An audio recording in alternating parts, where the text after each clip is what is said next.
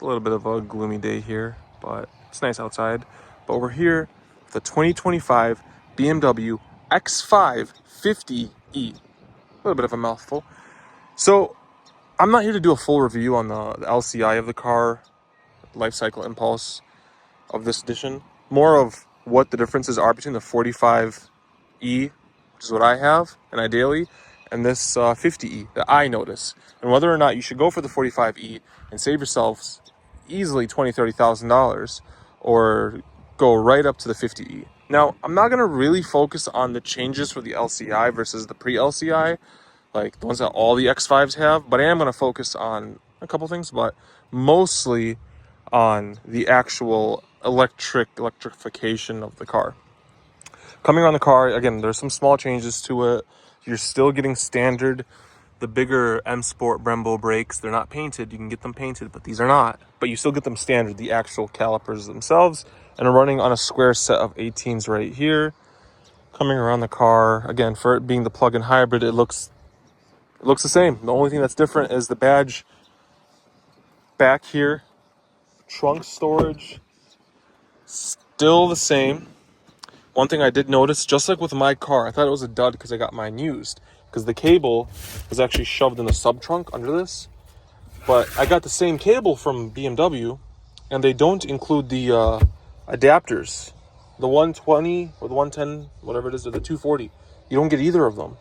Same thing with this car. It came with whatever this thing is, and it came with the fishnets, and it came with some stuff, the book. It came with stuff, but it just didn't come with the actual end tip for this. It came with the floor mats and everything. So, they gave you a charging cable, but it's useless. And I got my X5 from a different dealership than the one that's loaning me this one. Same thing. They don't include it. So I thought that was kind of weird. Coming around to the back, you still get the same BMW back. I think this is the Sensitech leather. Still no recline on the back seats. This one, funny enough, is not optioned with the cold weather package. So you are missing the quad zone climate control. Now this car, we'll get into the window sticker, but this is a $75,000 car. Again, more of a base model, and it's missing it. What I do like is that you get one USB-C port, two USB-C ports, 3, 4, plus a 12 volt. So there's a bunch of them here, which is kind of nice. And you're missing the peasant blockers. Again, this is the base model.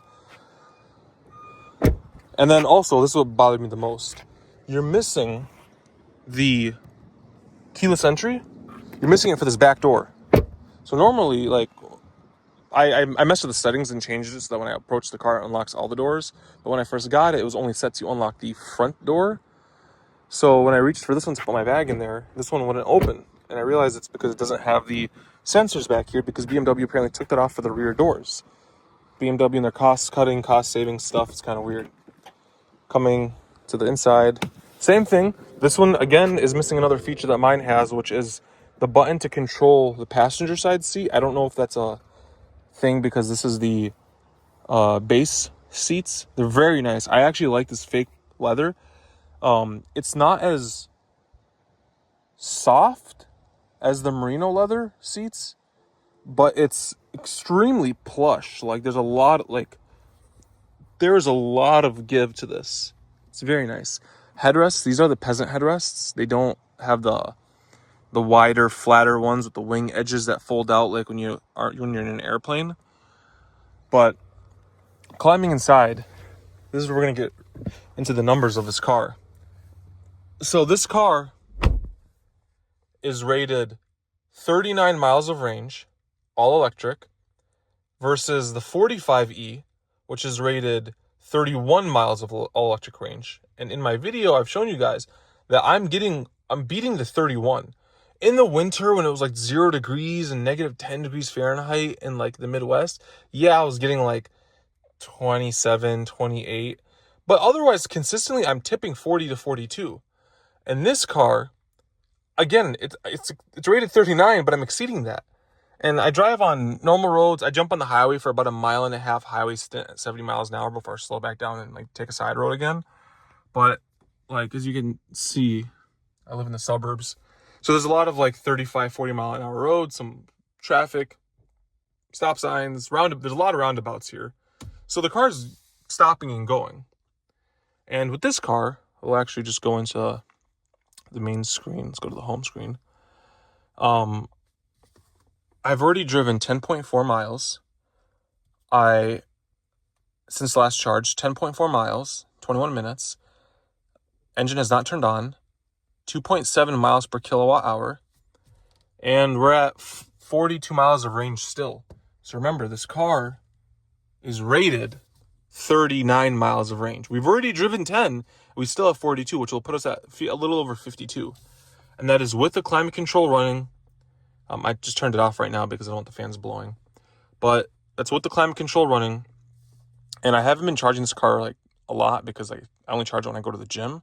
But I did get a full charge when I went to the gym. Since I had it, just to show you guys, I've driven it 564 miles. I've only driven 231 miles in electric. And I still have 40 miles to go. But anyway, I'm averaging 36.9 miles per gallon. And, you know, if this is my personal car, if that cable worked, I'd be able to actually charge it every day at home and top it off. And that number you see there would be probably under 100. Because, like, the drive I'm about to go do to return it to the dealership is 80 miles. And I could do the first, 40, 50 in all electric. So it'd probably be 100 miles, just the drive here and the drive back. Otherwise, it'll be all electric. But because I can't charge it consistently because they didn't give me the cable and I left my cable in my car, this is what we're working with. Otherwise, 2.7 miles per kilowatt hour. And if we can go out of my watch calculator. Sorry, I'm going to try to do this on my watch. I cracked the screen. But 2.7 times... Now, this car, I don't know what the exact rated capacity is. I saw it fluctuate online. People said that it's 19 instead of 17 on my generation, the 45E. This car, the last time I charged it from completely empty to completely full on a level 2 charger, it took 22.9 kilowatt hours. So if we just go off of 22.5, for example, I'm just going to go off what it can take dead to empty or dead to full. That's putting us at 60 miles of range, 60.75. And that's off the 2.7. Even if we got like 2.3 times that by 22.5, we're still at 51.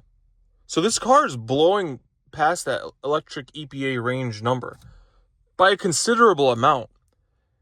And, I'm happy with it. This thing is great. Now, we can get into the screens and everything like that.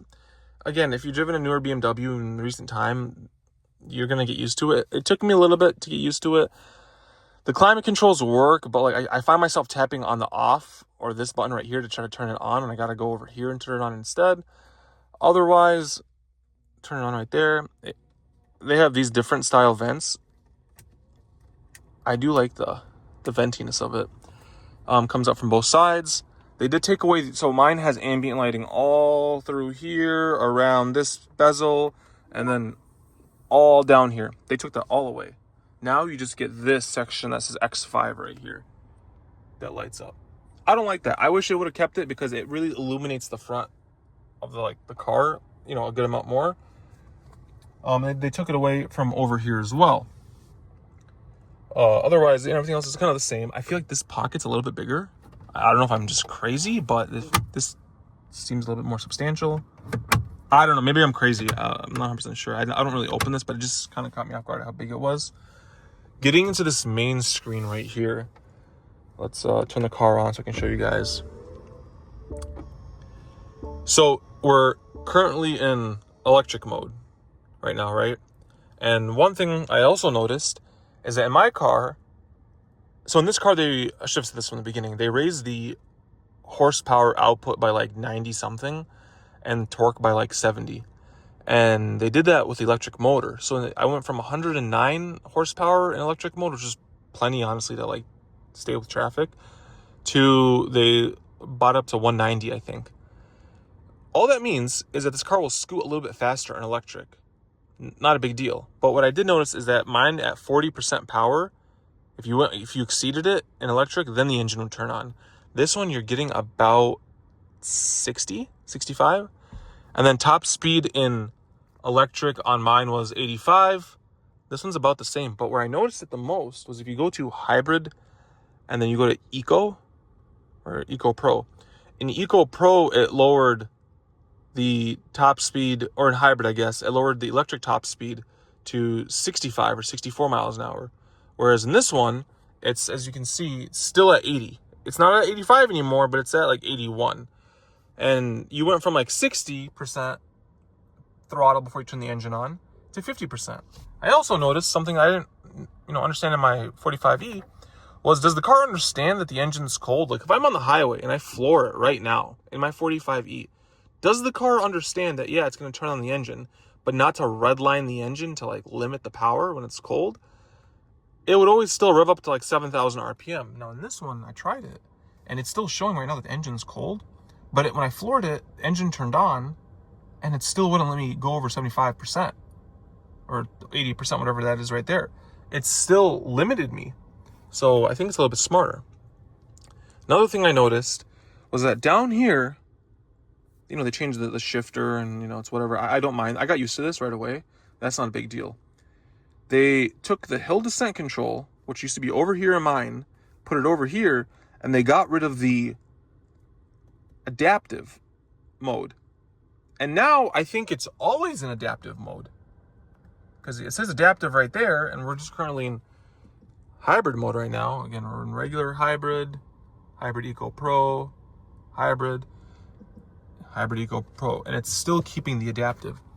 The one thing I did notice in Eco Pro was that it kind of knows where you are based on the maps, and this thinner blue line right here on the edge, see how it goes away when I hit hybrid and it comes back when I go to Eco Pro? That's how much throttle it's telling you that you should be using on a certain road. So like if I'm coming to like a road that's downhill road, this blue line will actually go all the way down because it knows I shouldn't need to give it any throttle. And also, the adaptive regen. So for example, if I had this in Eco Pro and I took my foot off the gas, it will coast. It will not regen. It'll just completely coast the car. If I put it in regular hybrid, it'll regen like a normal car. Not one pedal driving, but it'll regen. And this, it kind of knows. Like I'll be like driving down like a desolate road and it'll regen just a little bit. And then like if I'm going downhill, it'll regen a little bit more to maintain my speed or the speed limit. Even if I don't have the cruise control on, like it'll kind of regen you. If you're going 40, it'll regen just to keep you around that 40, if that makes sense. And then like, yeah, it's doing its own thing. Like I was driving up to a red light, like an intersection, I guess, and it was flat road, and it was coasting until I got within about a block, and it began to regen itself. So I think it knows where it is, and it's adjusting its regen based on location, which is what the adaptive button used to do. It used to just do it, but it would run it off navigation. This just runs it all the time. If that makes sense. I'm trying to explain it the best I can, or the most Englishy I can. So that's kind of cool. That's, again, another discovery I've made with this new 50E that I think is like pretty sweet. Otherwise, another thing that I don't like is they took away the dimming buttons, and this one doesn't have fog lights either. But like, they took away my dimming buttons, my little roller dial. So like, I had to screw with the car to get it to dim even more when I was driving, because like it was kind of bright at nighttime, and I had to go into the screen basically to do everything. Otherwise, the screen's fine. You have to get used to it. There's a lot going on. Like they separate the settings for everything here. If you go under all apps, on my car, you just click like settings, and then you get display, doors and windows, drive settings, exterior, all that. This is all like on like an iPhone style like app thing, which is I think is dumb. You can separate by infotainment or vehicle, but if you click all apps, it's all right there, and that's what it defaults to. If you go to charging, one thing you can do with this car now is you can set the charge limit, the charge target. On my car, you can't do that. All right. It's always going to be at 100%. Another thing is you can change the charge limit, and this is the biggest deal I like. It now charges from 16 amps to 32 amps, and it charges from 30 or 3.3 kilowatt hours, and it goes up to 7.2. They've doubled the level 2 charge speed. So on my car, even with a smaller battery, it would take over 5 hours to charge on a level 2. In this car, it only takes about 3 hours and 20 minutes-ish to charge from completely dead to completely full. And you're getting more range because it's a bigger battery. Mine usually took about 17 kilowatts, the 45E.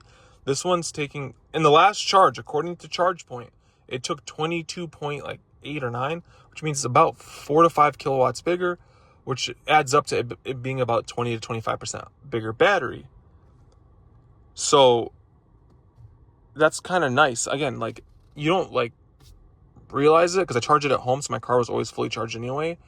But to get it while you get a bigger battery, and like I run to the gym, and now, you know, if I'm at the gym for an hour and a half, instead of getting like 5 kilowatts, which is like 10 miles of range, I'll get like 12 kilowatts, 10 or 12 kilowatts, which is like 30 miles of range. You know, it's better. The other thing I noticed was that, and I don't know why it's doing this, but every single time I've plugged it in, I have it set to 32 amps, but and on this screen when it's actually charging, it only shows 30 amps. I don't know why. And what's it called? It's showing that it's not taking the full 7 point something kilowatts. It's always taking 5.5 to 5.7. I've never gotten it past 5.7, and I've used about 6 different ChargePoint chargers wherever I'm going, and it'll never charge past 5.7, so I don't know.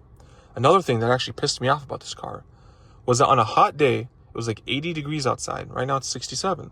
I parked it in my parking garage in my apartment complex, plugged it in the level 1, and I heard like a compressor turn on. Google told me that that's the car's AC compressor to cool the battery. I plugged this thing in at 9%. I came back 8 hours later. It was still at 9%, but it was taking power. And I went online and people were saying that the car, when you plug it into level 1 and it needs to cool the battery, it's a wash. The battery cooler will turn on and it'll suck just as much power as you're getting from the outlet. So you won't get any more range. So like, they're like, if you plug it in and you hear the compressor turn on or it's a really hot day, just don't even plug it in. Because you're plugging it in, the car's sucking power from the wall to cool itself down just so it could charge. So it's charging you the power, or the whatever you're paying per kilowatt hour, 18, 17 cents. But it's not charging because it needs to cool the battery to take the charge, if that makes sense. So you're better off just not plugging it in. And I've never experienced that with my 45E. I've had it for about 5 months. I've charged it on hot days.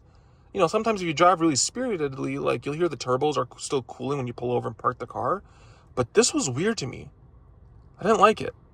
I didn't like it at all. The last thing that I noticed about this car that's different is they changed the sounds, the electric sounds. Mine always just sounded like a spaceship, like a hovering spaceship. This thing, it sounds a little more electric, if that makes sense. And especially in reverse, it makes a different sound in reverse. It's like a bleep, bleep. It's like a beeping almost. It's not a consistent, like, humming. Hear that? Hold on.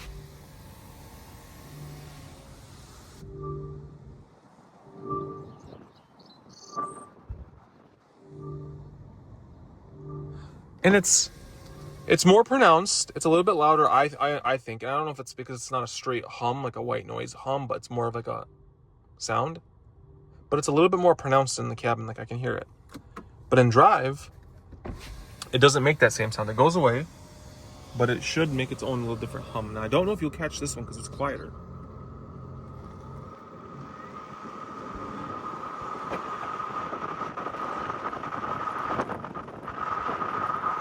So, again, it's a different kind of hum. It's not as pronounced, it's quieter, but it's not that, like, beeping. And I kind of like the beeping, like, because I noticed when I put the car in reverse, people, like, look. So it's doing the job, and it sounds pretty, like, fancy, if that makes sense. It's a nice sound. Otherwise, you know, I've been driving this car. I gotta go return it to the dealership now, but I want to do a review. I guess my main point on this is, would you buy, and this car was $73,000. The only thing it's spec'd with is the 360 camera package, the Harman Kardon system. It's missing the executive package as the premium package, basically, with the heads-up display and stuff. But I guess my thing is, if you can get this car like if I could get my X5, my X5 45E is fully loaded. It's the M Sport, it has all the options, right? Extended merino leather dash, and that one was like stickered at $84,000. If I could get that, if I get this car in that spec for $84,000, and I get all this extra battery technology, or I get my model, so that's 2 years older, and I get it for like 60, and you save 25,000. Now I know this will get the tax credit for $7,500, but I'm gonna be honest, most people buying the cars at $85,000 aren't worried about the tax credit, right? They might not qualify for the tax credit. So what I and I know, like, I'm saying they wouldn't qualify for the tax credit, but 20 grand is 20 grand. So if I could go back in time and get this car, knowing what I know now with all the extra it gives me and the slight changes that they took away and the stuff I don't like, or I could get the 45E, take a little bit hit on range, a little bit hit on performance. Mine does 0 to 60 car and driver tested at 4.7 seconds. This one did it in 3.9. This one is extremely close to what the M60 is doing right now. So the question is, would I take this for $20-something thousand more? Or do I think there's $20,000 to $25,000 more value in getting a little bit more performance and a little bit more range and a little bit more of this? Personally, no. If you can get one used or a demo model or something, and you even bridge that gap even more, or you get like 10% off, like people were saying they're getting 10% off. So you get 10% off MSRP, that's $8,000, and you get the $7,500 tax credit. That's another damn near almost $8,000 by me. You're at $16,000 off. Yeah, I would take this. But if there's actually the $20,000 to $25,000 difference between this and a 2-year-old CPO'd 45E, both of them M Sport and M everything, I would take mine. And I'm not going to get into this, like, everybody has their own views on what they think about the screens, what they think about the loss of the climate control buttons and the loss of the shifter and stuff like that. I'm putting all that aside, and I'm just saying, just the electric part of this car. What would I take? I would take my 45E, pocket the $20,000 to $25,000, because you're going to get more range, but you're never going to get that 25 grand back. You're getting 10, 12 miles more range every day. I'd even drive, the 30 miles I get with my plug-in hybrid. My daily commute's 22 miles. I always come home with charge. So I'll never feel the extra 10 miles except for like one time a week. So for me, it doesn't make any sense. Some people it does. Some people want, even a little bit, sportier car. They want to shave off this 0.8 seconds, 0 to 60. And that's fine. Some people want the newer tech, and that's fine. Some people just want to lease it and not worry about it. That's fine. But I think BMW has a very strong CPO warranty. It's 5 years unlimited miles total from the day the car came out. So if it's 2 years old, you get 3 years unlimited miles, bumper to bumper, basically. With CPO, I guess. And then they only charged me $2,600 to extend it another 2 years. Unlimited miles again. So my car technically has a 7-year unlimited mile. Look at that beautiful pre-LCI. And the nice thing is that with the strong warranty, they work in tandem. So if you take your car into the dealership for like, I don't know, say for example, the air suspension goes out, for example, and they say, oh, it's not CPO covered, they can just run it through the Platinum BMW coverage warranty. And then that should cover it. Because that covers basically everything except for wiper blades and brake pads and stuff. But just wanted to throw the video out there. I'm actually heading to the dealership right now to go pick up my X5. I got some news about it. I'm kind of indifferent on it. I'm not happy about it, but I'm understanding. But we'll get into that in the next video you guys see. But I want to do this review video because a lot of people are saying 45E versus 50E. As a person that owned the 45E and is now driving the 50E, and I care about the numbers and stuff like that, I thought I'd break it down for you guys. But stay tuned. I'm gonna drive that 45E and put a good amount of miles on it. So we're gonna track battery degradation, battery health, all that good stuff. Like, comment, subscribe, do all the things you gotta do. Let's get this channel to 10,000 subscribers, please. Love you guys. And just to check back in, we currently have 1 mile of range. We're still in all electric. And value since last charge, 51.3 miles of electric. And as you can see, we've driven 51.9. And the engine just turned on. You guys just saw that. It turned on at, hold on, 51.3 miles of range. Right there, you've seen it. We're going 72 miles an hour. Air conditioning set at 71. The AC's actually on. Yeah, AC's actually on. So I told you guys, I'm getting 50 to 52 miles of range on this thing easily. I'm just cruising on the highway right now. I'm just cruising at 72 miles an hour on the highway. So yeah, pretty solid range for what this thing is.